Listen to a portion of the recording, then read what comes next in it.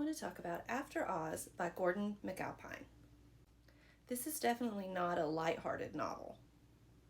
It's 1896 Kansas, and Dorothy Gale has disappeared during a tornado that has destroyed her home. She is found 4 days later in a neighbor's pumpkin patch, seemingly unharmed.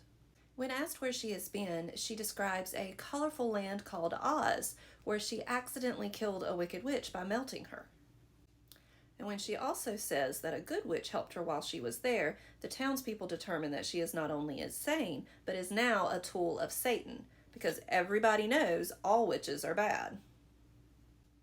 This was a neat nod to one of the reasons The Wonderful Wizard of Oz was banned at one time, because the story contained good witches.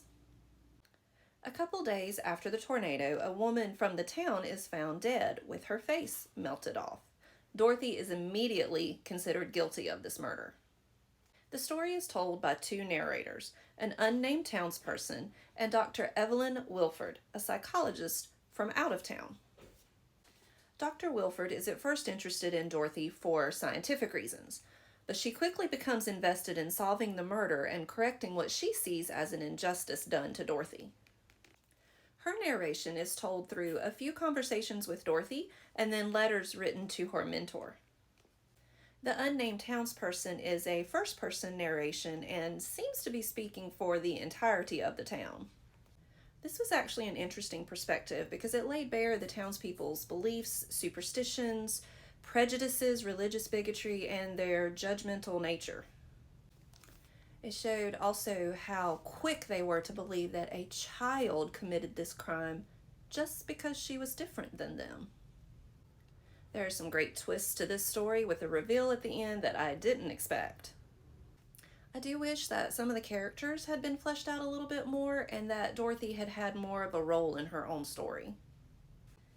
However, being 1896 Kansas, Dorothy likely would have had no say in what was happening to her. She would have had no voice, so maybe this was a stylistic choice. Ultimately, this is a story less about Oz and more, to quote the afterword, about hatred and bigotry and the struggle between liberal imagination and the closed mind. This was a really interesting imagining of what happened to Dorothy when she returned to Kansas, and it also covers some important topics. There is a quote from the story that has stuck with me. It says, "A great many people think they are thinking when they're merely rearranging their prejudices."